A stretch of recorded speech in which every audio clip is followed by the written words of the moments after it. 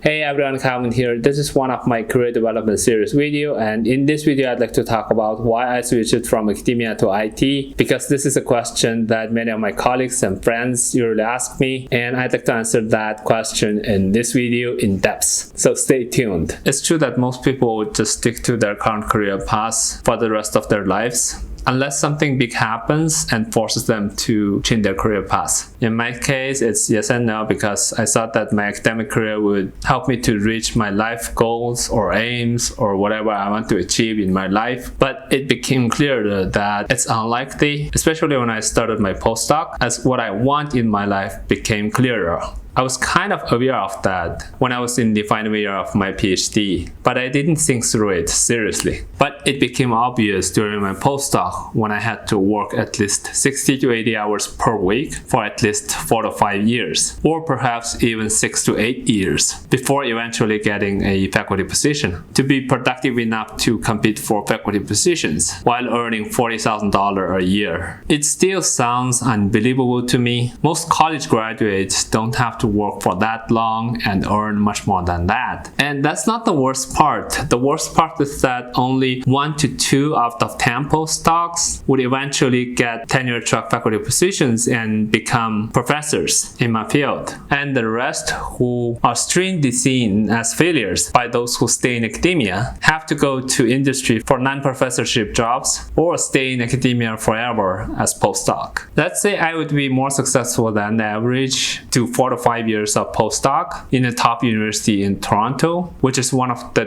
bloodiest expensive city in the world, not just in Canada. Receiving next to minimum wage salary for that long while working 60 to 80 hours per week on contract to contract, not even a full time. Don't even think about overtime pay. That is very likely going to make my life miserable. The chance that I would become a faculty is 1 to 10. Even if that happens, my salary at maximum would be $200,000 a year, 20 years after getting that position. By then, I would be around 55. And that clearly doesn't satisfy me. If the best case scenario, which is unlikely, is not satisfying to me, why should I stay in that path?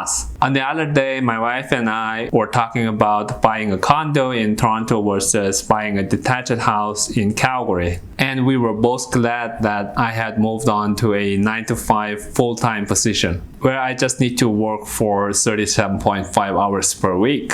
And that pays much more than what an individual is earning on average. If I stayed as a postdoc, I would be much busier and financially much more restricted than how I am right now. And I wouldn't be thinking of buying a home like today. Instead, I would be more concerned about getting my experiments done, getting my papers published, and competing for faculty positions. And wouldn't even think of buying a home at all. And we're glad that I moved on. And now I have time to explore new things and taking new adventures, like starting a YouTube channel and taking exams to get certificates. Like I recently wrote a CFA Level 1 exam, which is a very demanding exam, especially for non-finance people like me, and passed it. If I were still a postdoc, I wouldn't have time to start a YouTube channel or to write exams like I did. It's just not possible in terms of time and energy. If you compare a postdoc working 70 hours per week for $45,000 versus an IT analyst working only 37.5 hours per week for $80,000 a year, that will be $12.36 per hour as a postdoc versus $35.89 per hour as an analyst. Keep in mind that the minimum wage in Ontario, Canada is $14.35. Other people might like working like that, but I personally don't like that. I needed a decent pay and healthy work hours. I cannot sacrifice my personal health and a decent life for science. There might be some people who would choose this busier and low-paid life over normally paid and normal life. I'm just not one of them. I think this is mainly caused by extreme competitiveness in science, especially in biological research, and low funds by the governments. Doing science is great, I love that, but doing science while getting paid so low that barely enough to pay for my rent and bread is not something I can tolerate. This is the main reason I left academia, but there are other reasons as well. It seems that what I always wanted and still always want is a financially less restricted life. This was back in my mind, and I did not realize this until the recent in 2 years. Because for many years, somehow I thought that if I work hard enough, I would be able to get to a level where I don't need to worry about money, even in academia. But now, when I look back, this is obviously an assumption, not a conclusion from a solid research. Somehow I was fascinated by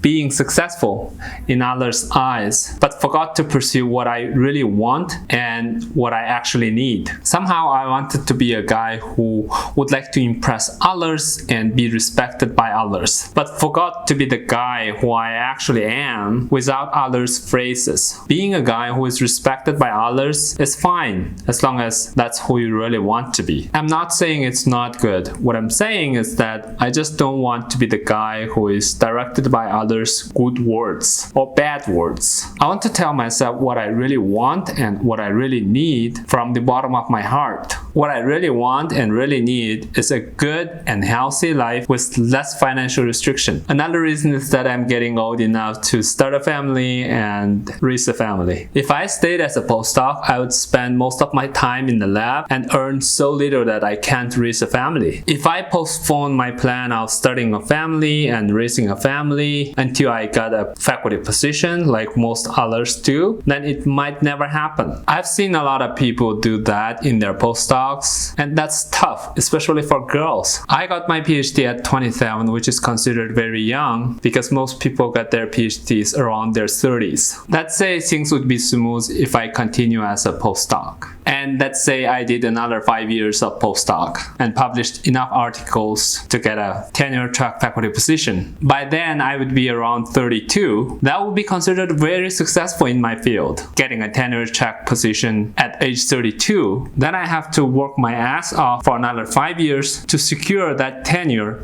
and stay there. Otherwise, once the 5-year ends, I have to move to another city for a postdoc or faculty, depending on what's available then. Even before securing the tenure as an assistant professor, I would be earning close to what I'm currently earning. So why would I have to postpone my earnings, work extra 30 hours per week to become a faculty? I want to start and raise a family in my early 30s while I'm physically capable to take care of them. To me, it makes no sense to take that extra risk just because I was in the field for 5 years. That's another reason why I left academia. I guess these are most of the reasons for that move. Now, moving forward, I think I can do a lot of interesting things that I couldn't really do if I were in academia. Let's see. In the end, if you are thinking about leaving academia or thinking about your future in academia or thinking about getting into academia to become a scientist, especially in biology field, I would say think twice. If you are not concerned financially, it's fine, maybe, but if you do, you may need to think twice. I always say it to myself and my friends, that is, making the right choice is much more important and beneficial than putting more effort into a wrong choice, especially in career development. And every choice you make is very unique to you. Like I talked in one of my earlier videos, if you're earning 60 to 70k a year, it probably makes sense to go and get your MBA from one of the top business schools. But if you're earning 100k or more, then it will hardly make sense because the average starting salary of Harvard MBA graduate, which is the highest in all business schools, is only 150k a year. For example, people like PewDiePie, Ali Abdaal, and other successful YouTubers, it does not make financial sense to go and get their MBAs. It would cost millions of dollars of opportunity cost for them, probably even if they upload videos about how their MBA lives are going in Harvard. Same for medical doctors and lawyers. I will talk about that in one of my future videos, whether going to medical school or law school makes sense and for whom. That's all I wanted to talk about today, and thanks for watching. Your support is very important for my channel to grow and for me to upload more videos. So please don't forget to destroy the like button below and smash the subscribe button if you haven't. People say that small things make differences, and that's one of the small things that you can do right now with 2 clicks and make a difference in my life. And again, thank you very much for watching. As always, I'll see you next time.